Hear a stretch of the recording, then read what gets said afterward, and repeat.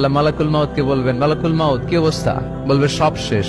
মাইয়াব্বা, কে বাকি? মালাকুল মাউত বলবে জিনেরা বাকি, যাদেরকে দেখা যায় না। আল্লাহ বলবেন জিনদেরকেও শেষ করে ফেলো, রুহু কবজ করো। মালাকুল মাউত আজরাইল জিনদের রুহু কবজ করবে। আল্লাহ এবার জিজ্ঞেস করবে, ইয়া মালাকাল মাউত আখবিরনি মাইয়াব্বা, এবার বলো আর কে বাকি? মালাকুল মাউত বলবে, আল্লাহ মানুষগুলো সব শেষ, জিনগুলাও শেষ, এবার বাকি ইবলিস শয়তান। কে বাকি? ইবলিসরেও শেষ করো, ইবলিসও শেষ।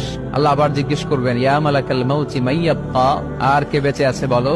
মালাকুল মাউত বলবে, আল্লাহ আপনার কথা অনুযায়ী পৃথিবীর সব মানুষের রুহু কবজ করলাম, সব জিনদের রুহু কবজ করলাম, ইবলিসের রুহু কবজ করলাম, এখন আছে শুধু ফেরেশতা। আছে কারা? যাও ফেরেশতাদের রুহু কবজ করো। ফেরেশতাদের রুহু কবজ হয়ে যাবে। এবার আল্লাহ জিজ্ঞেস করবেন, ইয়া মালাকাল মাউত আখবিরনি মাইয়াব্বা।